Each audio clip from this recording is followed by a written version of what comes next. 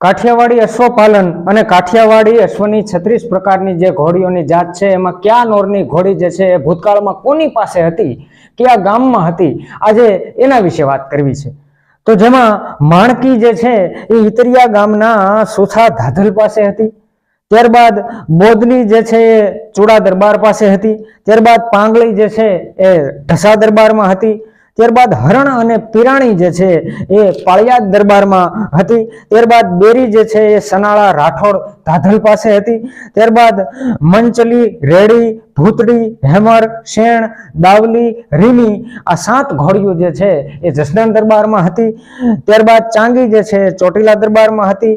ત્યારબાદ મન અને પટી જે છે એ ભાડલા ભીમબાપુ પાસે હતી। ત્યારબાદ મની જે છે એ ગુંદરણમાં હતી। જાબાદ જે છે એ જેતપુર વાળા દરબાર પાસે હતી। ત્યારબાદ ટેલ છે એ બાબરામાં હતી। રેશમ જે છે એ ચરખા ચાપરાજ બાપુ પાસે હતી। ત્યારબાદ કેદર જે છે એ ભીમોરા નાનબાપુ પાસે 11 ઘોડીઓ એ વખતે હતી। અને ત્યારબાદ લખી જે છે એ કોઠીના આપા લુણા પાસે હતી। મૂંગી અને લાશ જે છે એ વાળાના દડવામાં હતી।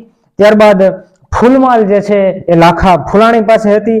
નોરાળી, ચમરઢાળ, માછલી અને મુંગટ જે છે હળવદ દરબાર પાસે હતી।